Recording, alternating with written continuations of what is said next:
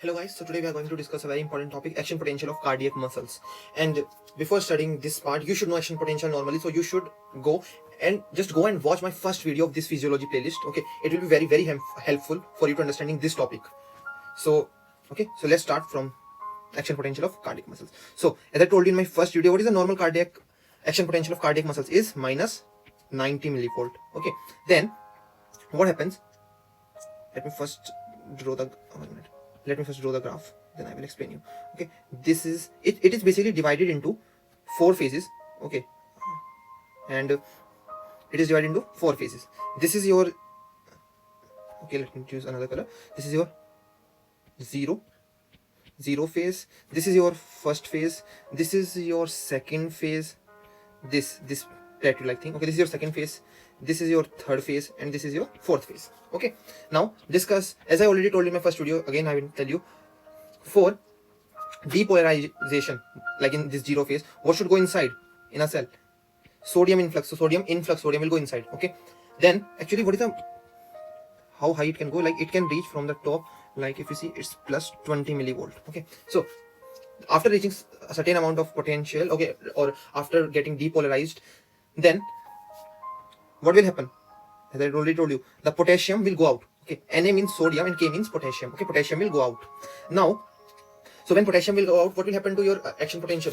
It will reduce. So it will getting, so for certain amount of time, it will come into a kind of like equilibrium thing, like okay, like this. But then suddenly it reduce. Okay, then in second phase, what happen? It's like potassium will go out. You can draw this diagram. Okay, and this graph, and calcium will see a point. Calcium will go inside. Okay, so because of this, what will happen? As you can see, so from this diagram you can also conclude which is working with sodium. As you can see, calcium and sodium both have what? Both have influx. So which is working with sodium? Calcium. Calcium is working with sodium. Remember this. Okay, calcium is working with sodium. Now potassium is going out, and the same amount of approx calcium is also going inside. Not same amount, but same charge. So because of that, this phase will arise, this second phase. Okay, and then suddenly what will happen? The potassium started going out in a heavy amount, and then this fourth phase is basically for, in this phase, the, okay, I already told, like in your first video, like the cell will become little bit more repolarized. Okay, repolarized means going towards negative side. Okay, so to make, again taking back the action potential to minus 90, the sodium potassium ATPase pump will take cell to initial resting membrane potential. Okay, so this thing is clear. So let's discuss these phases, this phase. Okay, 1, 0, 1, 2, 3, 4 in little bit detail. Okay, so if someone asks you, let's discuss about first of all zero phase. About the zero phase, what is happening in this? As you can say, sodium influx, because of, so what is happening here? Depolarization. Okay, it's depolarization phase. Okay, because of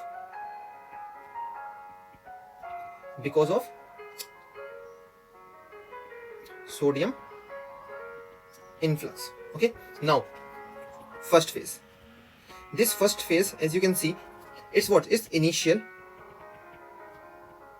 repolarization. Okay, TION. Okay, as you can see, it's again coming back towards like its negative side. Okay, so it's becoming repolarized. Okay, now let's come to second phase, and it's very important phase. It only happens in your cardiac muscles.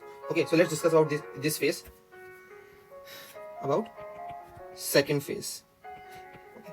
This phase is also known as absolute refractoriness or absolute refractoriness. Just remember absolute okay, refractoriness, refractiomes. Okay, refractiomes, absolute refractiomes. Okay, now it is also known as, it have basically this second phase, plateau phase. As you can see in this figure also, it's becoming like a plateau. So it's a given name, plateau phase, PLATE, plateau phase. Okay, and absolute refractive. Okay, it's very important phase. Remember this second phase, and it's only for heart.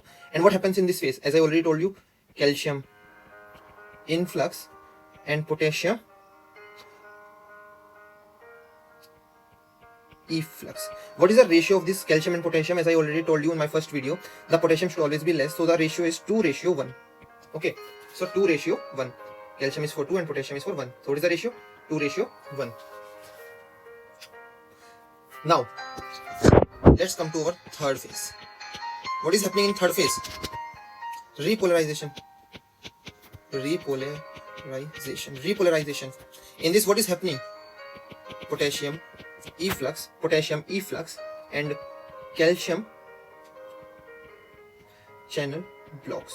Okay, as I told you, you can see the potassium is going outside and there is nothing for calcium. Okay, so what is happening here? Calcium channels are blocked. Calcium channel blocks. Now our fourth phase.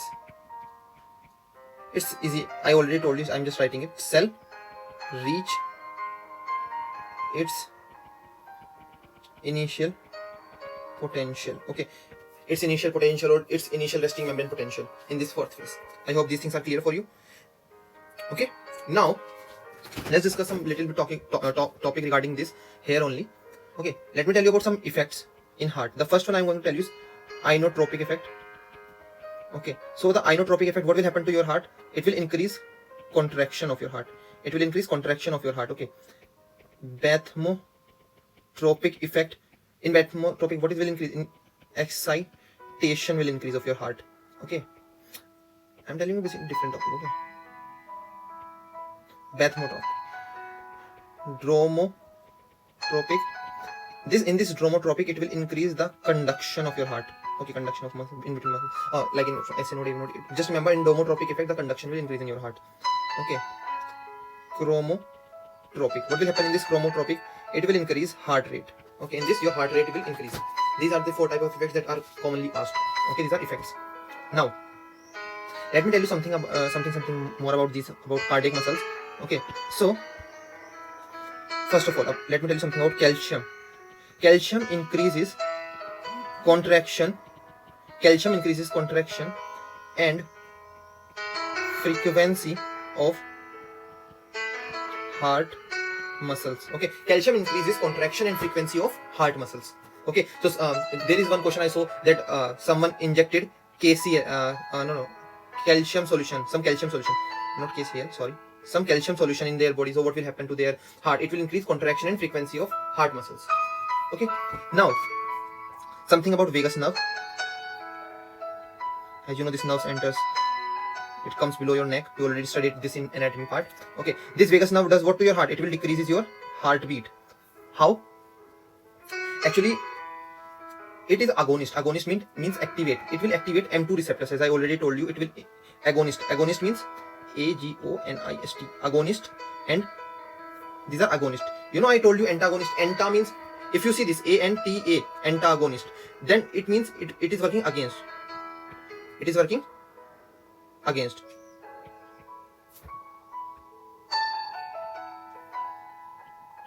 Antagonist. Antagonist means working against, and agonist means it will activate. So this vagus nerve activates M2 receptors of heart. So because of this, the heartbeat decreases. Okay, actually what happens? It opens by opening of acetylcholine activated potassium channels. What it does actually, this vagus nerve, how does it affect M2? Let me tell you. By opening, you can write this part, by opening acetylcholine potassium channel. Okay, so when this acetyl potassium channel, when this open, sorry, okay, so when the vagus nerve open them, because of this opening, what happens? It will decrease, you know, SA node, it will decrease the SA node firing.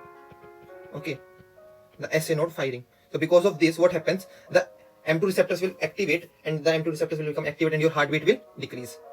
Okay, remember this. I saw one question like in heart which works with acetylcholine, something like this. Okay, so you should know the potassium. Okay, this potassium. Now, you know this SA nodal firing and all of these things. Do you know these things? Okay, let me tell you something. I think I already told you about this, but still I am telling you that what is the SA node? SA node is the pacemaker of your heart. So its normal firing frequency is like 60 to 100 per minute. Okay, per minute.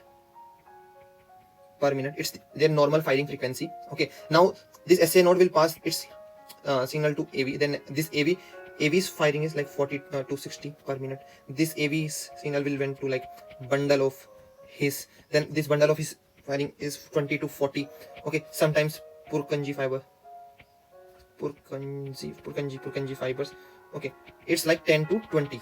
Okay, and if someone asks you about 60, so in questions prefer to go 60 for SA node. Okay, like if they ask what is the firing if the firing speed is 60, then which from the heart is activate. Okay, which thing from the heart is activate, which node is activate, SA node, AV node, which is activate. So you should know the 60 first come in SA node.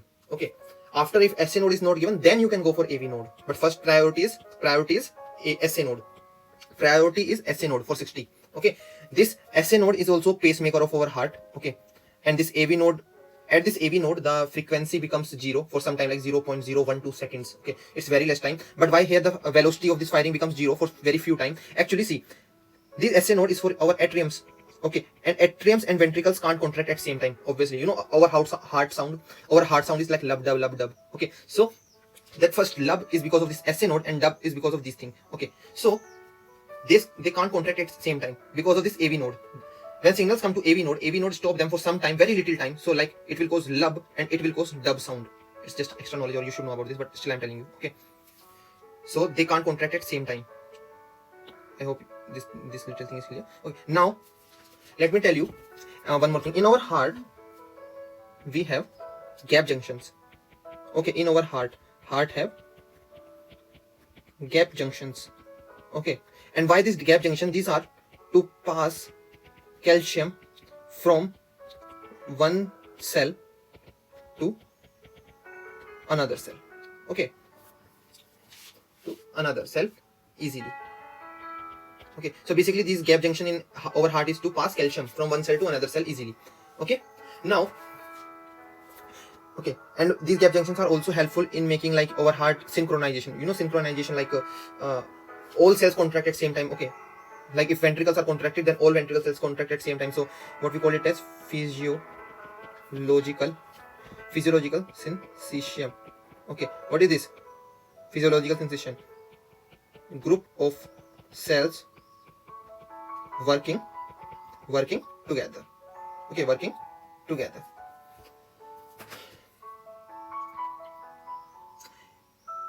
Okay, now I want to tell you one more thing.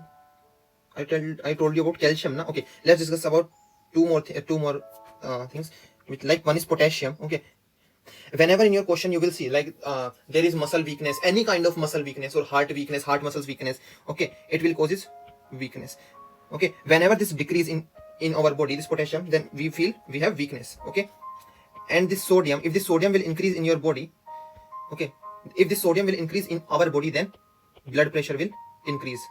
These are some concepts. Okay, you can also get this sodium and blood pressure relation from that RAS, renin angiotensin aldosterone system. Okay, but their relation, but just remember from here, if potassium decreases, then we feel weakness, our muscles feel weakness. If this sodium will increase, then blood pressure will increase. And if this calcium will increase, okay, if this calcium will increase, then increases contraction and frequency of heart muscles.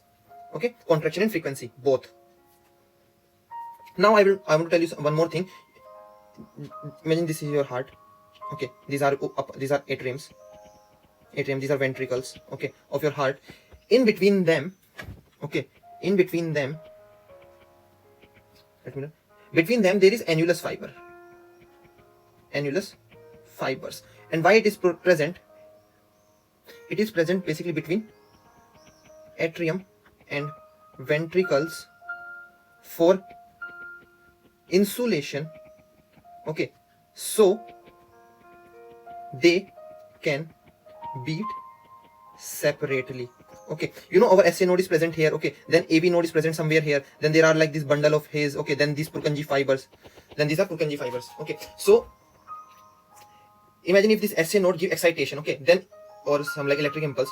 So it can pass to the ventricles also. But why it don't pass to ventricles? Because of this annulus fiber. This annulus fiber don't let those electrical impulses from SA node to pass in ventricles.